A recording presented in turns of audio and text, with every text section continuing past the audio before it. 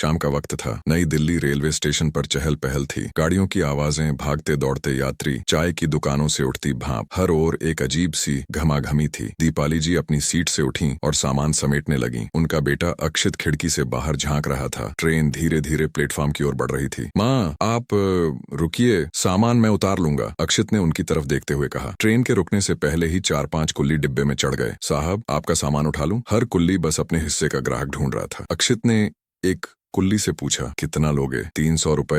यह सुनकर अक्षित ने मुंह बना लिया। अरे, ये तो बहुत ज्यादा है। बात करते करते प्लेटफॉर्म आ गया। कुल्ली अब भी अक्षित के पीछे पड़ा था, लेकिन तभी दीपाली जी की नजर दूर खड़े एक बूढ़े कुल्ली पर पड़ी। उसका चेहरा थका हुआ था, लेकिन आंखों में एक उम्मीद थी। दीपाली जी ने बूढ़े कुल्ली को इशारे से बुलाया, लेकिन वह झिझकता रहा। जब वह खुद उसके पास गई तो उसने धीरे से कहा, मेम साहब, मैं तेजी से दौड़ नहीं पाता, बाकी कुल्ली मुझे मारते हैं, इसलिए मैं दूर रहता हूँ। दीपाली जी की आंखों में दया उमड़ पड़ी। उन्होंने अक्षित से कहा, बेटा, हमें कुल्ली नहीं चाहिए, सामान खुद ही उठा लेते हैं। यह सुनकर बाकी कुली गुस्से में मुंह बनाते हुए चले गए। फिर दीपाली जी मुड़ी और बोली, बाबा, आप सामान ले चलिए। कितना लोगे? बूढ़े कुल्ली की आंखें भर आईं। जो ठीक समझे मेम साहब। लेकिन क्या यह मदद केवल कुछ पैसों तक सीमित थी, या फिर अक्षित की सोच को हमेशा के लिए बदलने वाली थी?